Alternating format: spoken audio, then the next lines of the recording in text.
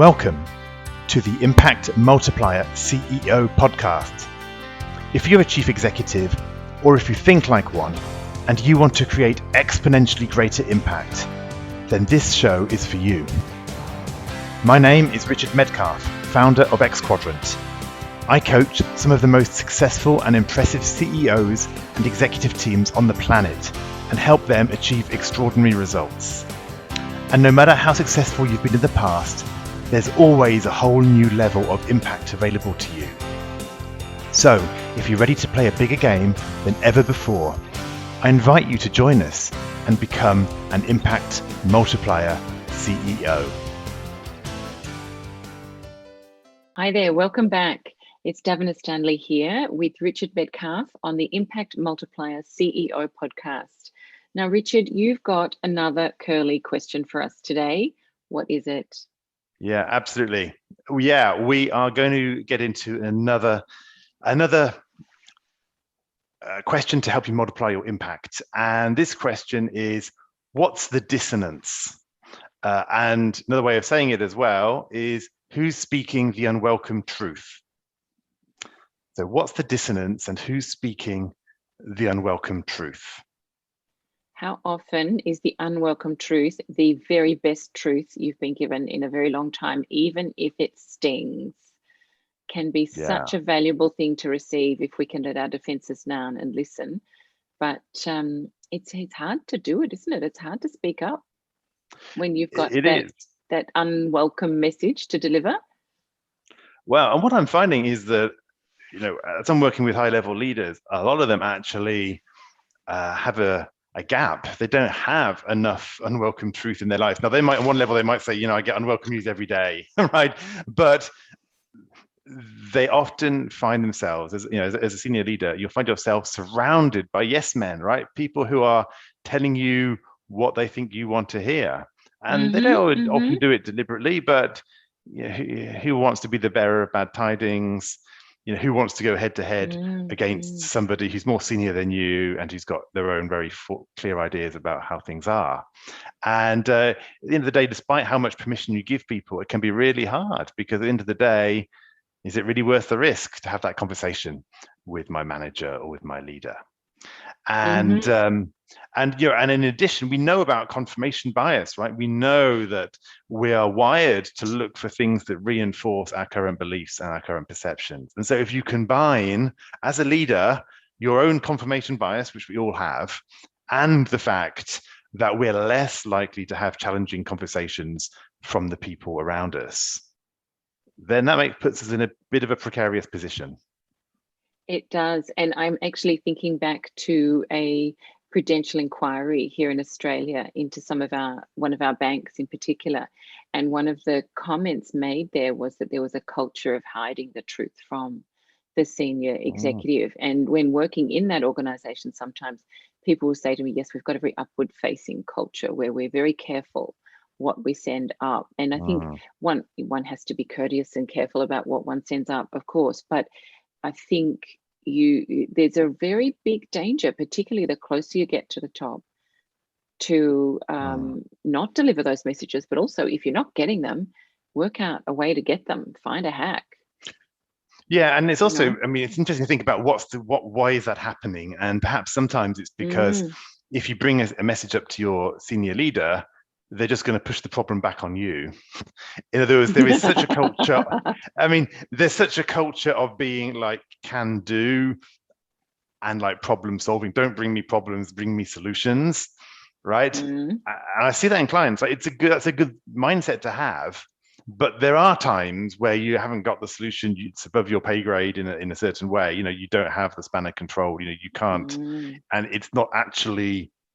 In some ways, not actually you're within your purview. You can't deal with this, but you see it, and so that culture of, well, I don't want to come and whinge, I don't want to come and just give a problem, can kind of backfire in that sense. So how do you actually do it then? How do you do it constructively? And what are some strategies for delivering some unwelcome news to somebody who you think might be resistant?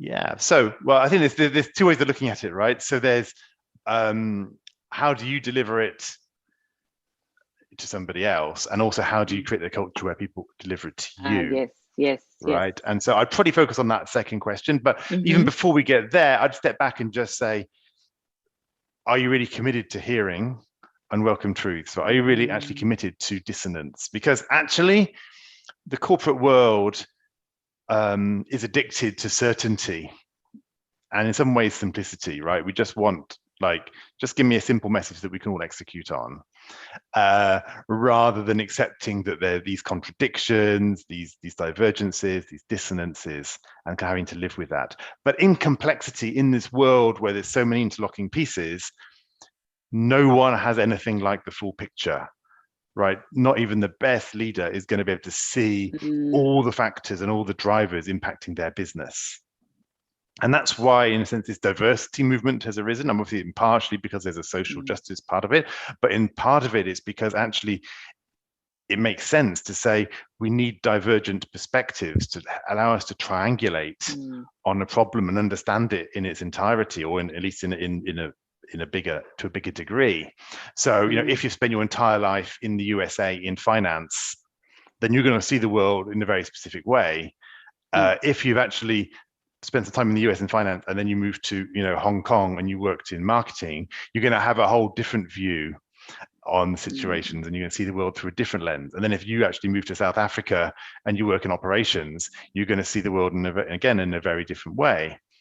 But most of us, we don't have all that experience in ourselves. Hopefully we've picked up different ways of looking at the world. But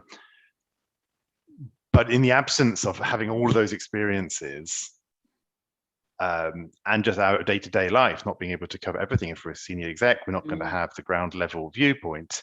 Then how do we seek out those alternative viewpoints, that disconfirming evidence, right? How are we going to get ourselves out of our own echo chamber?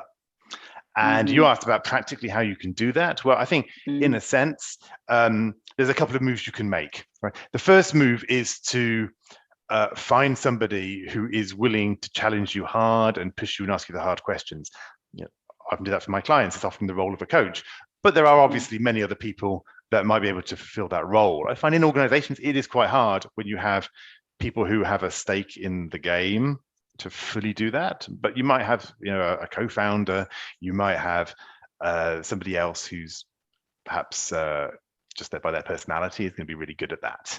So I think that's one. And then I think the other one is to say, what are the structures I'm going to create where this actually becomes easy?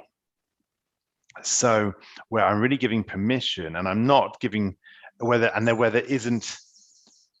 really isn't a negative consequence to doing it. In other words, if you say to people, just come anytime, guys, tell me what you think, really feel free to push back.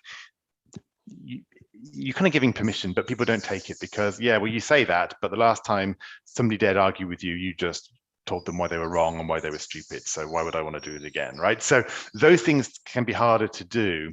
So I think just reiterating that you want it isn't going to be enough. But if you were to say, look, please come and, give me a presentation to tell us what the 5 key risks are with our strategy, right? Or, if my current idea fails, what would be the reasons why it's going to fail? Perhaps getting 2 teams to work on different parts of the argument and come back with presentation. You can start to build things like that, where actually success is presenting the disconfirming evidence, the alternative viewpoint. And what do you do then when you ask your team and say, please come with the 5 big risks that you see, and they water them down so much to play it safe because the last time they fear that you're going to slap them down if you do, or just disagree with them and write them off? Maybe you're just dismissive. Maybe it's not even an aggressive response. Yes. What do you do? How do you build the trust? Hello, it's Richard here with a quick interlude. These conversations are all about upgrading how you think about creating impact. So here's a resource to help you do just that whilst staying fast and focused. The CEO's Checklist for Challenging Times is a quick way to enhance your thinking and detect blind spots, even when things are moving incredibly fast and you're not sure what's going to happen next.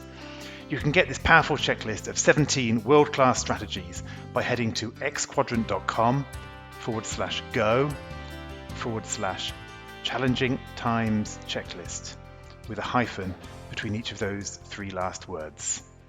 Now, back to the conversation. Well, it's interesting. If I just jump back to give an example on that, when I was in telecoms back in the early 2000s, just before the telecoms crash, our company was doing some scenario planning for the future, and for internal strategy. And at the time, I wasn't heavily involved in the process. I was a little bit too junior, but what I know is that they came up with 3 or 4 scenarios representing how the market could evolve and the company's response to each of them. And they were told to eliminate one of the scenarios because it wasn't going to happen and it wasn't worth looking at. And that was like the kind of catastrophe scenario, right?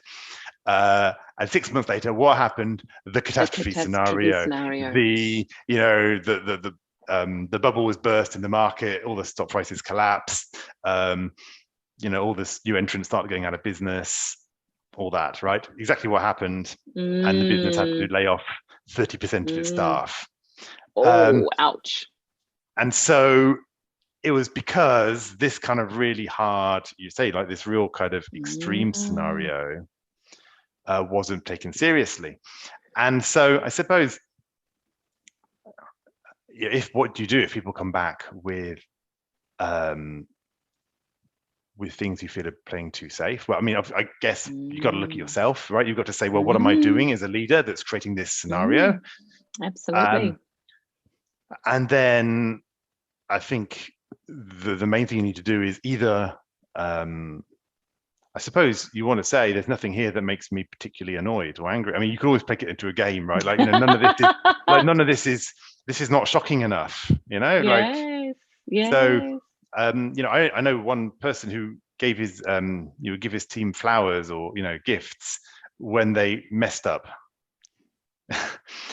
Because he was like, well, we talk about encouraging, experimentation and stuff. And therefore, when you mess up, it obviously means that you've been pushing and you've been trying to do new things. So I want to celebrate that.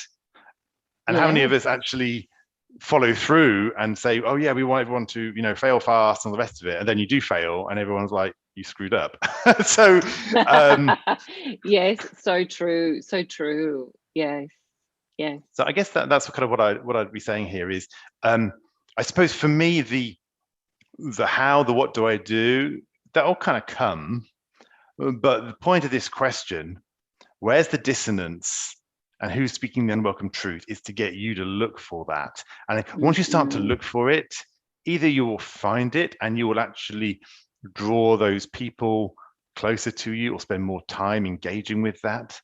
Or you won't find it, and you'll start to think about what's the opportunities that I have. So I'm not so concerned about giving people a 4-point plan for doing it, because I think the point of these questions is to get you thinking in a new way. It's like, am I in an echo chamber? Like, if everyone around me believes my strategy is the good one, then I probably don't have enough people around me. Absolutely. No, I can see that happening. So Richard, who speaks the unwelcome truth to you in your team? Do you have someone in your team or in your life that does that for you? Well, I've got to be honest. My wife's very good at speaking unwelcome truth to me. So that definitely happens. It's a very familiar one to us. And I think in the business, I've made a point to put a few people around me. I think sometimes in our conversations you do that to me. I'll say something and you will call me out on some of my less good ideas. And but I have a number of I might add. Yeah, I might add that definitely works 2 ways. Yeah, and I have a couple of other people who I have my diary. I have a couple of other coaches that I will speak to on this to be pushed, because especially when you're running your own business, it's very easy just to do whatever you want to do. And you can move very, very quickly too, and not go and think properly about ideas that you've got. And if you're really excited about it, I think it's really hard for people to challenge you and to, for you, to notice them because you're moving so quickly, but also for people to not want to get in the way of your enthusiasm. You're so excited about a new project or a new idea, and someone thinks, well, isn't that rubbish? Or she's going about that backwards. And it's just, oh, well, she'll work it out because I don't want to, deflate her balloon. She's too excited about this one. And the other one is thinking about customers, right? So, often we'll reach out to customers, because we want to get a testimonial, or we want to find out how they're going to rate us, and we want the high scores, and we want, but actually really asking for the unwelcome truth from them is a bit of a scary thing. But if it's the truth, it's already there anyway, and we better find out about it. Much better. Painful sometimes, but much better. No, so I have done that on occasion. It's I do obviously try to ask my customers, what's going well and what's what they'd like to change, and generally, it's great, we've got a repeat business and it's always kind of all good, but perhaps if I pushed more to really say, like, really tell me, like, give it to me straight, right? Like, really, like, if you're going to if you're going to get really mad about something, or one thing just irritating you, or whatever, what is it? What's the one thing that you don't want to tell me? And that could be an interesting conversation. And what we do at the end when people leave Clarity First is they have a set of questions to complete. Obviously they don't have to, but we ask them to, why are you leaving? And you've got a series of options, but also, if there's what are the things you liked the most about the program? And if you were to change something, what would that be? What would it be? Absolutely. And I think that's something we're trying to get in the habit of asking more often at the end of all of our programs, be they the public one or private corporate programs. And, just get to the end and say, what would you keep and what would you change? And put people in small groups so they can have that private conversation and then agree which is the thing to share. So just give them a few moments to do it, but let them do it in private first, rather than, oh gosh, I'm in the spotlight now and I've had no time to think, and it was all great, there's nothing, and that's really unhelpful. And it's really interesting, isn't it? Because as a CEO, you might have conversations with key customers, and a lot of that is forward looking and like, what could we do together and what could be new, and that's obviously great. How are you going to get the unwelcome truth from your customers about what you don't want to do again? And again, obviously there'll be escalations and sometimes that come to you as a senior leader, but what about the customers who are not really escalating, but they're just some things going on? How do you actually get that out? And even from your best customers, the ones who you actually have the best relationship with, how do you get the unwelcome truth from them? Because again, it can be easy to go onto all the positive stuff that's happening, but where's the negative side there? And also, what are they working around? Somebody I worked with a while ago said that she was telling a client that she was no longer going to be working with them, that she was going to be coming and doing some communication training and coaching instead. And the client just roared laughing and said, you are the most amazing lawyer, absolutely fantastic. I read your first advice you gave me, beginning to end. We had a conversation about it. I worked out you're an amazing lawyer. Did you know I've not read another one of them since? I just give you a call and ask you what your advice is because they're so hard to read. So what workarounds have they got to avoid things that aren't going so well? Love it. Great. So perhaps we leave it there today. I think that sounds pretty good. So we have another episode coming soon, and I'm looking, here's the question: what kinds of leaders am I growing? That's a fabulous one to follow on from this, I think. So a terrific one to look forward to. And if you'd like to have a look at any of the recordings of podcasts from this series or other series that Richard has had, go to xquadrant.com/podcast and you'll find a wealth of ideas there for you. Thanks so much, everyone, and we look forward to seeing you again. Bye for now. Goodbye. I hope you enjoyed this conversation. Now let's talk about you. When you're in top leadership, when you're in the biggest role of your career, who supports you at a deep level as you lead others? Who helps you multiply your impact and get to the next level? If you're ready to learn more about our content, our coaching, and our community, then visit us at xquadrant.com. impact.com.